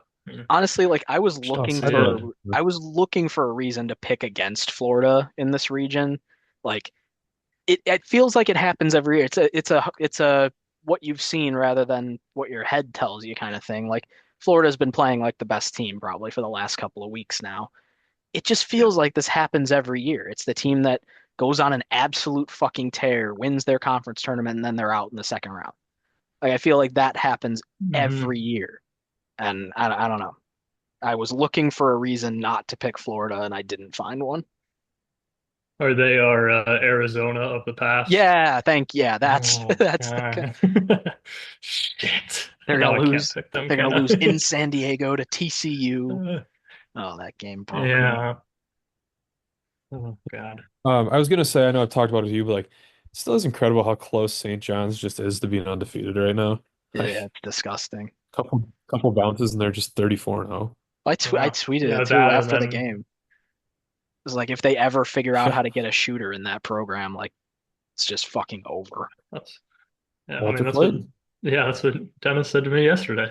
If Walter Clayton ended up there, they Yeah. would be terrifying. That's that's the thing of Florida is just like what's their like how are they not good? Like, they can play, they can just outscore Alabama in a 78 possession game, beat them in an 80 possession game on the road, then they can beat Tennessee in a 68 possession game. Like, I mean, they're so deep. Like, okay, say hypothetically Hug gets in foul trouble. Like, okay, here comes this Alex Condon and Chinyalu. Like, if something happens to them, like, okay, let's throw 7-1 hand locked in at you. Like, Clayton's off. We have Martin. We have Will Richard. Like, I just try to think of like how they lose, and like I can see how Auburn loses. Like, I can Yeah. see how Houston loses. Like, I I don't know how, and I did miss all of the Georgia game, which is a game they lost. So like, if they're focused though and locked in, like I just don't know how they lose. I could see St. John's doing it as discussed. Like St. John's and Texas Tech, I think are the mold of how you would have to do it. You just, but like that, you would say the same thing about Tennessee, right? So Yeah, yeah, and to like be you fair, said, they Tennessee can. did wax them at home. Yeah. So I mean, you get that game, but even if you're saying it's a good matchup to play against them, a good matchup to play against them beats them what, 30% of the time? Yeah. So, yeah, I think you just pick them, and if something happens, you live with it. Yep. Agree. All right, next region, we'll go top right. Yeah, Uh, Duke, reverse plan. All right, Duke. Mississippi Duke. and Duke probably. I would imagine they sit flag, and I kind of would sit in the second game too. Um, Mississippi State Baylor. I mean, this game I just do not care about. No, Yeah, you're right. nada. I said worst 8-9 game was UConn Oklahoma. It might be this one. I would I mean, I would love to. When we talked about COVID, like, oh, we should like have a emergency vault of games. Like, put this one in there. Like, yeah. I don't need like we don't actually need to televise this game. Like, keep the footage so that if something ever happens again, we can burn this one. But like, I can't imagine like Thursday at 7. Like, oh fuck, they're like these two teams are starting. No, Like, I mean, even it gets even worse. We start Thursday with the game we care about the most, and then we start Friday with this game. This is your 11:15 tip on Friday. It's Yikes. like, I'll just work the extra 45 minutes and not take the extra hour off. Go home at noon, so I don't have to watch the first half of the shit. yeah, it's a good take. Yeah. Um, Probably Mississippi State, though. I don't know. I don't have a lot of thoughts. Yeah, yeah, I same. don't know, probably sure. Oregon Liberty. I don't know. Weird matchup. It is in Seattle, which should play to Oregon. I think I'll probably take Oregon. I think Biddle and Shellstead are probably good enough, but Liberty's a solid team. Yeah, if it They just need wasn't to for the pull off way, quite a comeback in the semis, but yeah, it's not like Liberty's a bad team. They're a good 12. They're a good like traditional 12 seed, right? Like the yeah, they are um they are the most like yeah, you're right. They're the most 12 seed in this tournament. yeah, Yeah. it's if it wasn't in Seattle and if Biddle hadn't been playing the way he's been playing lately, that might be like a very nice 12 seed pick to make, like aesthetically, but no, Yeah, I will take Oregon here. I think him Yeah. coming It's along has given them enough balance where I feel comfortable about them in this game. they hard to did pick against an Oregon team that has one guard and one big after what we saw last year. So, yeah. They did. I'm not like these are questionable punch ups, but like they did beat Kansas State and McNeese, so like a decent ability to punch up. yeah. Um, Interesting 3-point numbers. They're 39.5% from three and allowing 28%.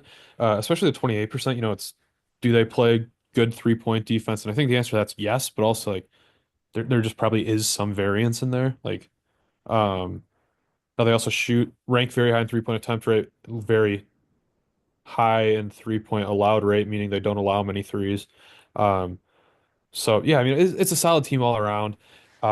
I would expect this game to be close. I think the spread's like 7. No, Kempheim has a 5. I'll look the Hmm. spread up.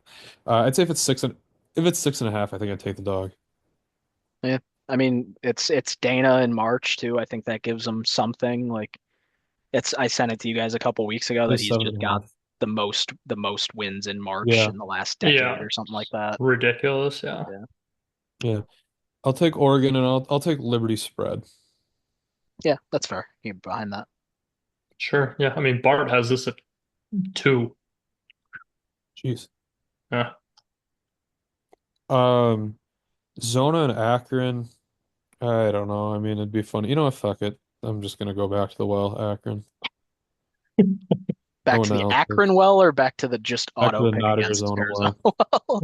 Well, then I'm gonna do the same thing I do every year and You want punish the myself title. for and take I Arizona. mean, who's ever picked with Caleb Love in March and felt bad about it? So, Yeah. Oh, it could happen. That absolutely could happen. Caleb Love had his on fire game. What in the semis when they beat Yeah. Texas Tech. So I mean, uh, the odds he has 2 and 3 games are astronomically low. Yeah, I think they've got enough around him where hopefully he doesn't try to do too much, but there's always that possibility that he takes uh, 24 shots and Thinking of 4 for 25. yeah. because we're talking about him, I love a walk. Like, can Creighton actually that's just what Fred King is supposed to be. But, like, I wish Creighton just had like a hoss down low who can rebound and do nothing else. He was on my list when he transferred this year. I was kind of thinking that might not have been a horrible option.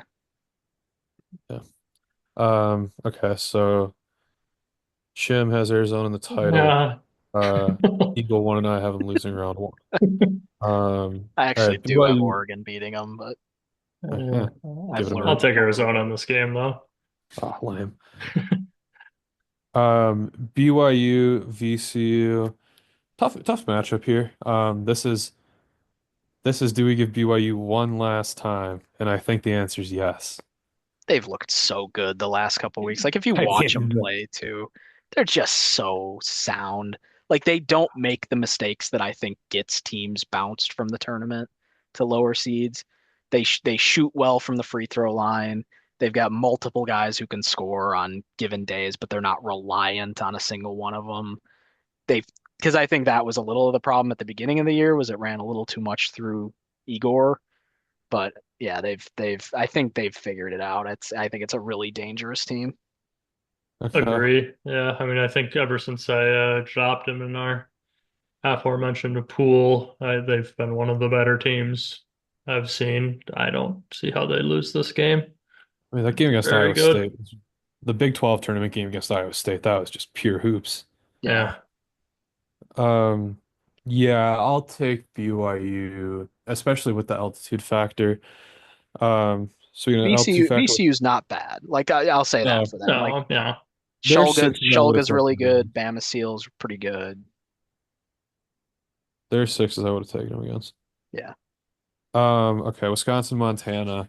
I think Montana is the worst 14 here. They I are. don't love the turnaround having to go to altitude.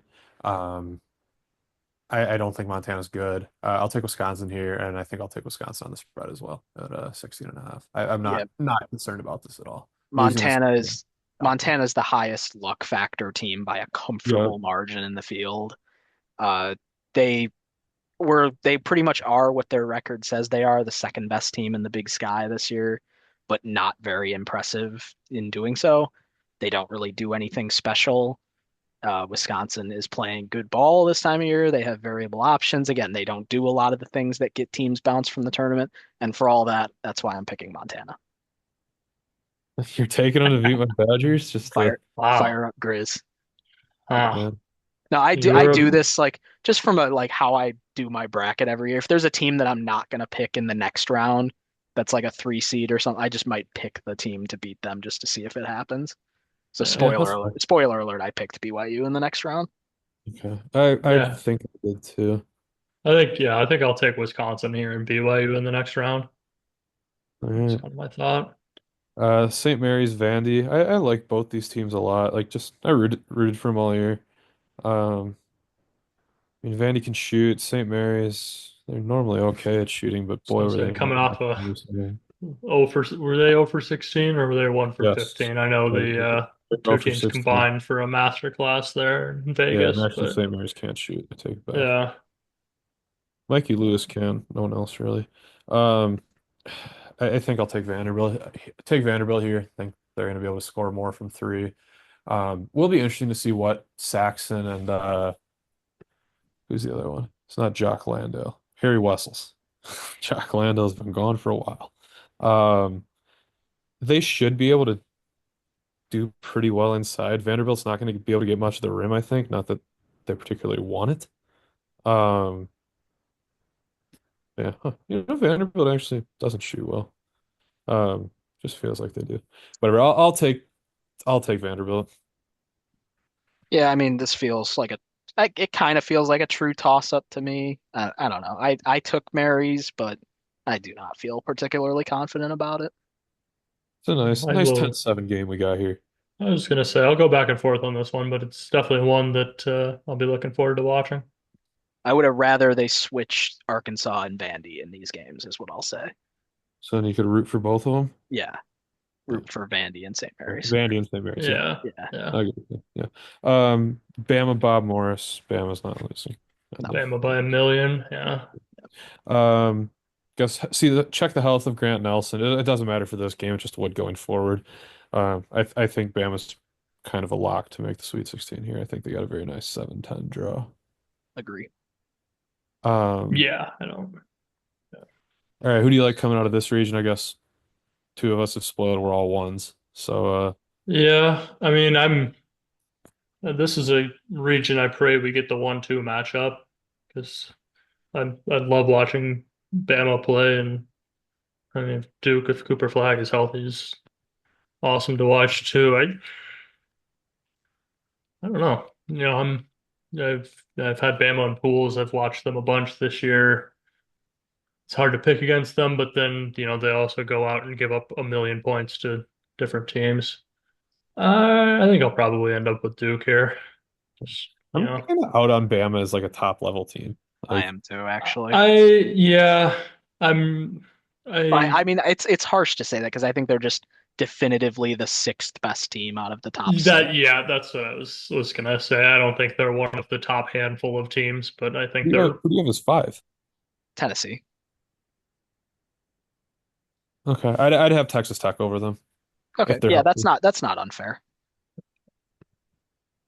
I I think you could. would, I would even maybe make the argument for the Johnnies being up there, like probably yeah, number seven. Well, St. John's or Tech. Like I don't know. I guess it's a top eight. yeah, whatever. And they're in the 6 to 8 range, I think. Yeah, yeah, Okay. that's fair. But yeah, I think Okay, I end up with Duke here probably. okay. I do Uh, too. I mean, if it's one of those things, honestly, where like I kind of want to put BYU in the Final Four. Like I'll do it. I really do think they've been playing that well lately. It's just too much to get through, I think. It's one of those things where sometimes you just take the team with the best path and assume they're going to get there. Because Yeah, BYU, like it's this matchup every year. This is the one that scares me. Like Duquesne fucking won a 6-11 game last year out of the A10 against a team they shouldn't have beat, right? Like I'm very scared that just happens again in the first round. I don't think VCU is the kind of team that will frustrate BYU, but they could just shoot 40% from three and, make a game of it. Wisconsin could easily beat BYU. I'm not saying easily like I think it's going to happen, obviously, but definitely could. Bama should beat them and then Duke. So I'm not gonna pick BYU, but wouldn't stun me. do you remember who Duquesne beat? Illinois, right? No, it Was it not? was BYU. Oh fuck, that's right. They played Illinois in the second Yeah, round. I played out in the second round. Uh, Yeah. Okay. Well, there you go. All right, then. yeah, to circle back to Grant Nelson here, Oates was quoted as saying that he's questionable on Friday, but he should be good for Sunday. So, Did he say that before or after the bracket came out? this is from 45 minutes ago. Okay. All right, then I actually believe it. Yeah. All right.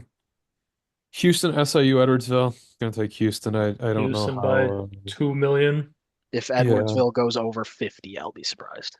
Yeah, I mean, it Houston did is, fuck me against Northern Kentucky 2 years ago, Yeah. but I've gone back to it.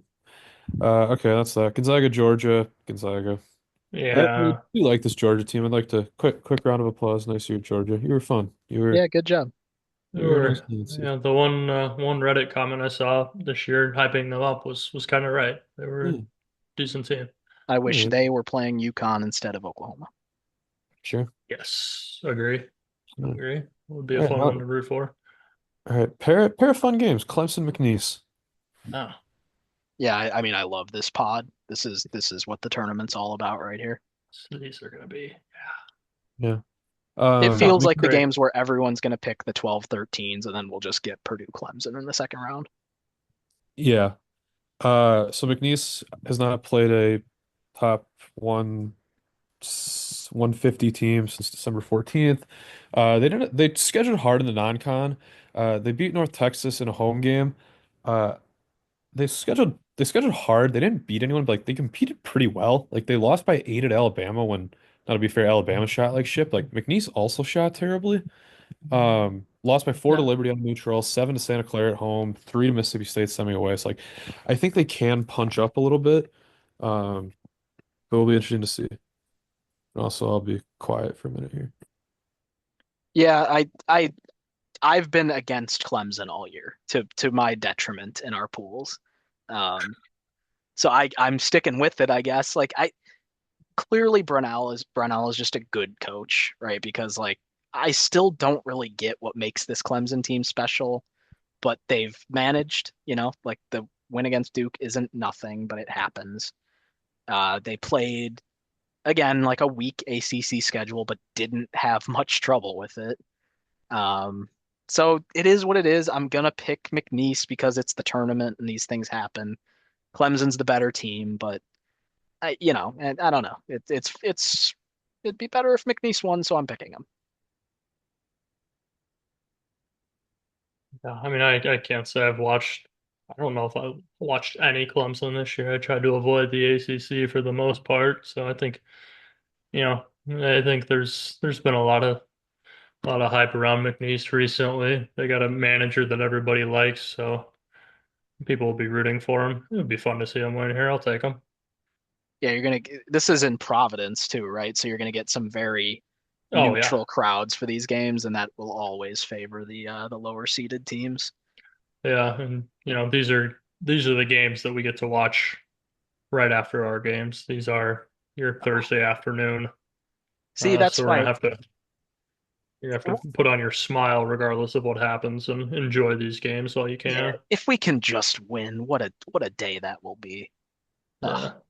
it's I not get fun, is I it? get Wisconsin right after too, so I could have 36 hours of stress-free basketball or something else. I mean, at that point, like if you get the option, like 1-1, or you will like if somebody gave you the option A is you for sure go 1-1, or option B is you for sure don't. Which one are you taking? Um, I'll take my chances. I don't see Wisconsin losing. Yeah, that's the gambler's attitude. Yeah. I mean, I don't think Yeah. they're gonna lose. Now, if you said I had to choose 1-1, like, not gonna have had this take before, like, this year Wisconsin is the one I'm choosing to win. I'll concede a Creighton loss Yeah. Yeah, I because they're guess that I better. guess that I guess that question doesn't work as well when one of them's a 3-14. Yeah. Yeah, that's fair. And I mean, the way that the two teams have trended this year, understandable for you to pick that one. Can't hate on you too much for that. It would have been the Uh, opposite last year. yeah. Yeah. All Um, right. We High got Point Purdue, Purdue. High Point. Yeah. Yes. Um, so let me. I one of my best bets in this game is the over. I think both teams are going to score. High Point plays no defense. Think they're going to struggle to stop the other. And High Point's two real punch up. They beat UAB at home, North Texas at home, but didn't really play anyone of note. So again, always a wild card. Never really know how that's going to factor in. Um, I think if you're going to bet this game, I would just take High Point outright. Um, because I can see a scenario where Purdue just puts up 100 on them and beats them 100 to 80. Um, but yeah, would be very funny if Purdue lost. And I think it's on the table.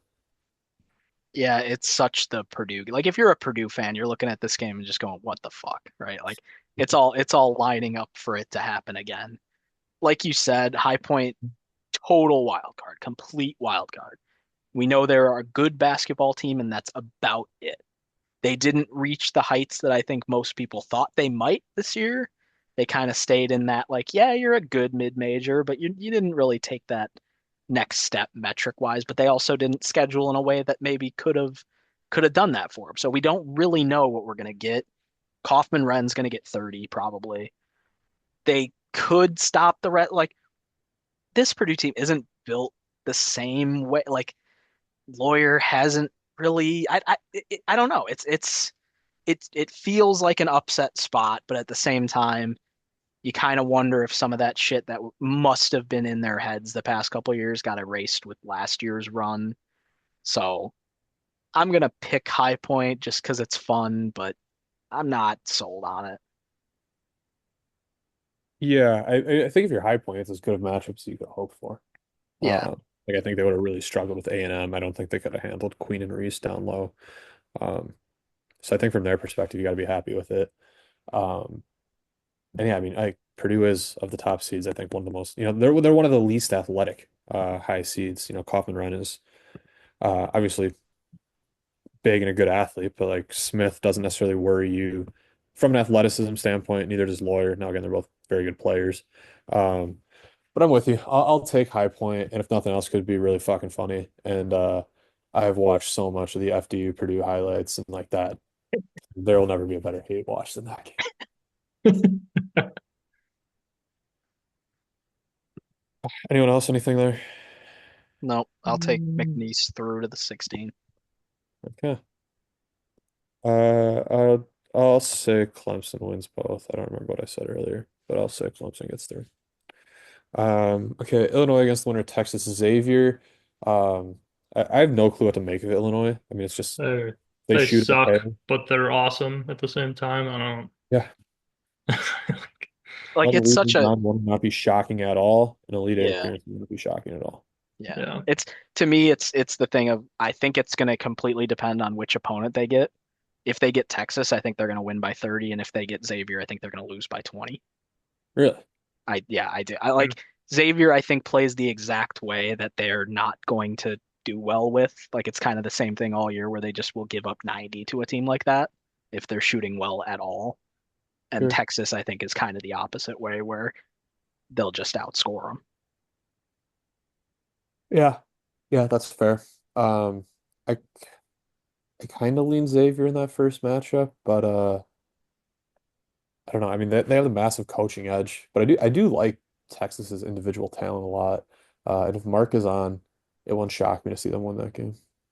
Yeah, I mean, they haven't been. I'm just going to take form in that game. Like Xavier's been playing well lately. Texas hasn't been playing very well lately, so I'll give the edge to Xavier on that. But if Conwell has a bad shooting day or Fremantle is getting bullied around, then they could easily wilt away in that first game.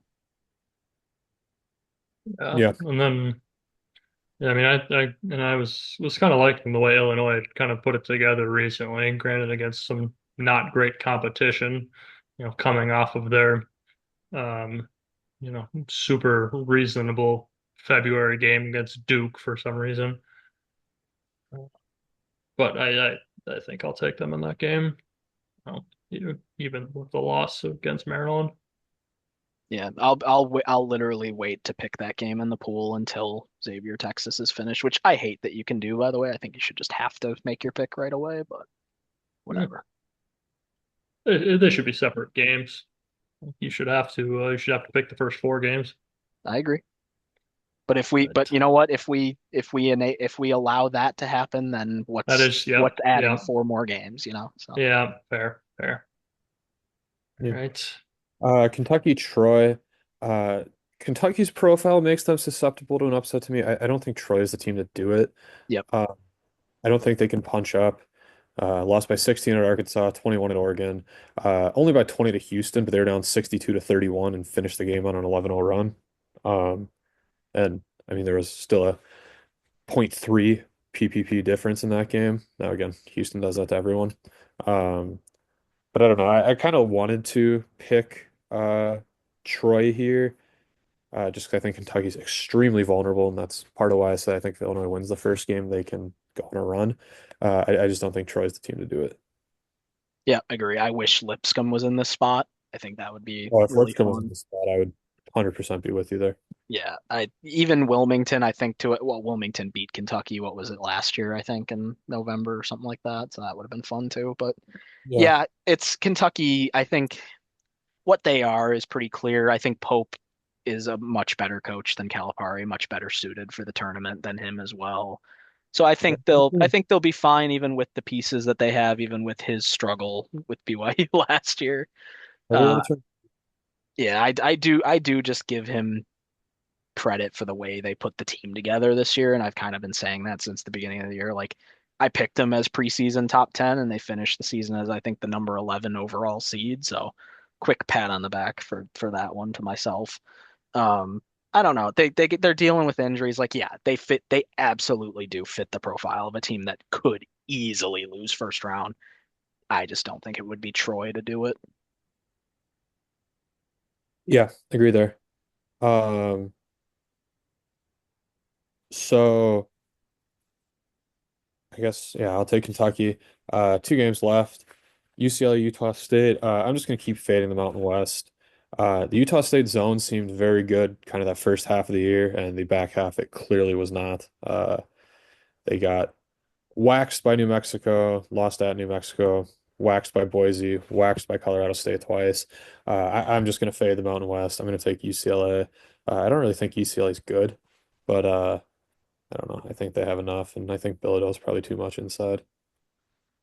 Yeah, Yeah, I I mean, go ahead. uh, I think BYU and Utah State have kind of flip-flopped on who was good in that state, and I ever since ever since kind of that point, I think Utah State has not played well. I have not been impressed. I think I take UCLA here, even having not watched them in months. And when I have, wasn't overly impressed, but I'll take UCLA here. Yeah, I don't think UCLA is good, and I don't really care for Cronin as a coach at all. But that said, there were times this last month where I was looking at Utah State, like, are we sure this team is in the tournament? You know, I think yeah, I thought they were gonna be left out when yeah, things looked weird yesterday. yeah. When everything started happening, I thought you were absolutely right. Like Mr. Dennis put in our group chat, he said, "Oh, that means Utah State's gonna be left out." I said, "Yeah, you must be right. Like, surely that's what's gonna happen." And honestly, I think that might have been more justifiable than what they actually did.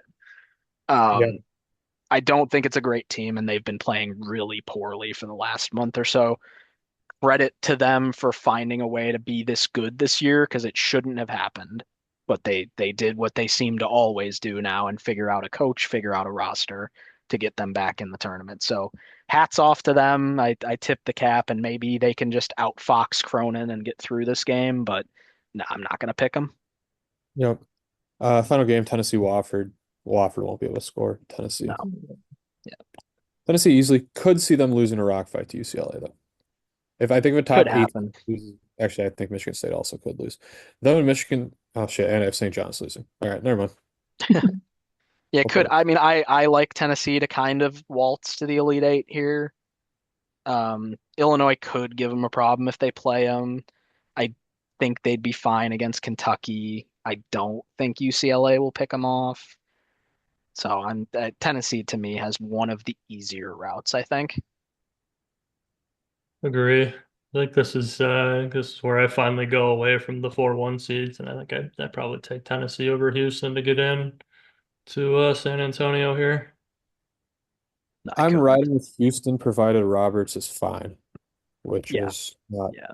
provided necessarily. No, that's a big caveat. But And it also is, I mean, Houston is probably sneaky the most screwed team in the tournament, having to face the Gonzaga team round two that they're going to be what are they going to be? About 5 point favorites against? probably Yeah, right. it'll be about five. I still like them to get through that, but I mean, I'd feel better if they played Creighton or Louisville Yep. or Yeah, most other teams. All right, so I have all one seeds in the Final Four. I did take, I believe I took Florida over Duke in the championship game. I took Auburn over Houston. All right. Well, yeah, I mean, I can't imagine I'm gonna find a way to pick against Florida. So, and I mean, it'll probably be Florida over Duke. all right. We'll see what happens when I put pen to paper, but that's probably what I'm thinking right now. Sounds like yeah, we got a little crazy here. If you wanted Yeah. analysis, you wanted two and a Hot half hours of takes analysis to get coming four at you one here. seeds, combine 4 1 seeds in the title game. And here you go. All right. Well, that's a good session, boys. Oh, good yapping. Well, good timing here. Catch up. It begins. Yep.